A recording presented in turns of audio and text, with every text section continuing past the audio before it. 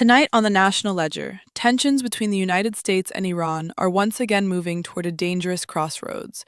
Despite recent claims from President Donald Trump that hostilities have officially ended, new statements from Iranian military officials suggest the conflict may be far from over.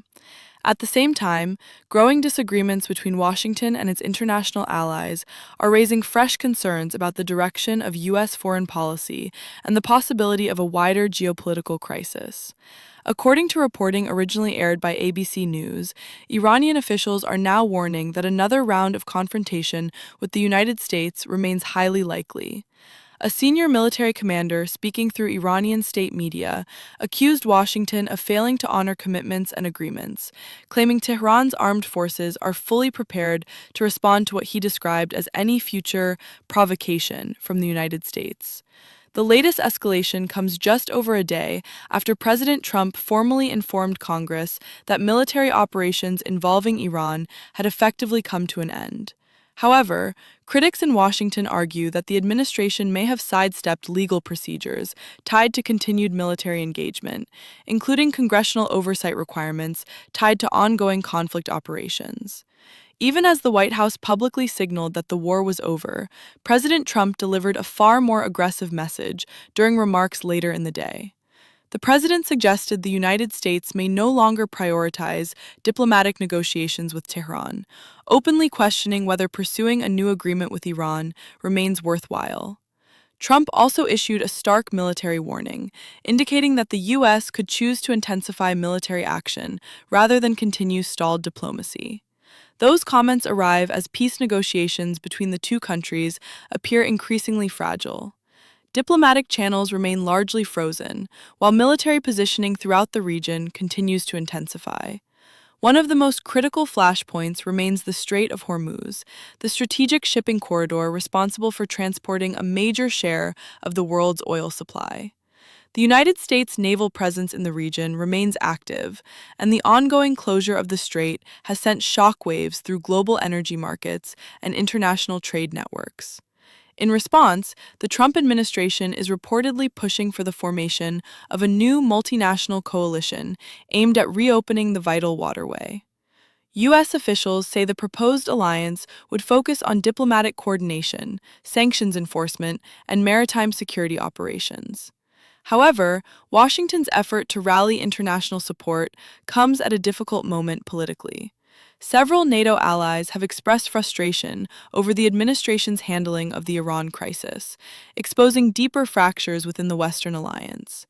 German Chancellor Friedrich Merz publicly criticized the White House strategy earlier this week, accusing the United States of lacking a coherent long-term plan and warning that Washington's negotiating position appears increasingly weakened. President Trump responded swiftly and forcefully. In retaliation, the administration reportedly ordered the Pentagon to begin withdrawing approximately 5,000 American troops from Germany over the next year.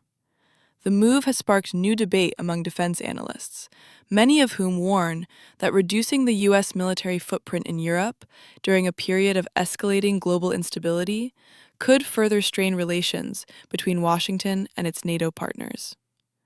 Meanwhile, another major development is unfolding behind the scenes. The U.S. State Department has accelerated approximately $8.6 billion in weapons sales to Middle Eastern allies by invoking emergency authorities that bypass traditional congressional approval processes. Officials argue the rapid transfers are necessary to maintain regional security and deter further escalation from Iran and its allied groups across the region. This is not the first time emergency powers have been used since the conflict began. Billions more in military support have reportedly already been approved under similar mechanisms, adding to concerns among lawmakers over transparency and executive authority during wartime decision-making. Beyond the Middle East, President Trump's foreign policy rhetoric is also creating tensions elsewhere. Cuba is now responding sharply after the president suggested the United States could move aggressively toward Havana once the Iran conflict subsides. Cuban President Miguel Díaz-Canel rejected those comments outright, declaring that Cuba would never surrender to outside pressure, regardless of how powerful the opposing nation may be. The exchange comes as Cuba faces severe economic hardship, including ongoing shortages of electricity, fuel, and food supplies. Analysts say the renewed rhetoric risks reigniting tensions between Washington and Havana at a moment when regional stability across Latin America remains fragile. Taken together, these developments highlight an increasingly volatile international landscape. The conflict with Iran is no longer simply a regional dispute. It is rapidly becoming a broader test of U.S. alliances, military strategy, global energy security, and diplomatic credibility on the world stage.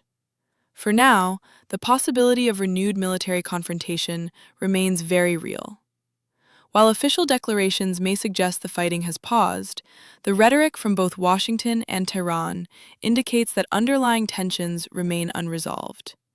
And with diplomacy stalled, military coalitions forming, and global allies divided, the next phase of this crisis could carry consequences far beyond the Middle East. This is the National Ledger, bringing you in-depth global reporting and analysis on the stories shaping our world. Be sure to subscribe for continuing coverage of international affairs, geopolitics, and breaking global developments. Reporting and presentation by the National Ledger.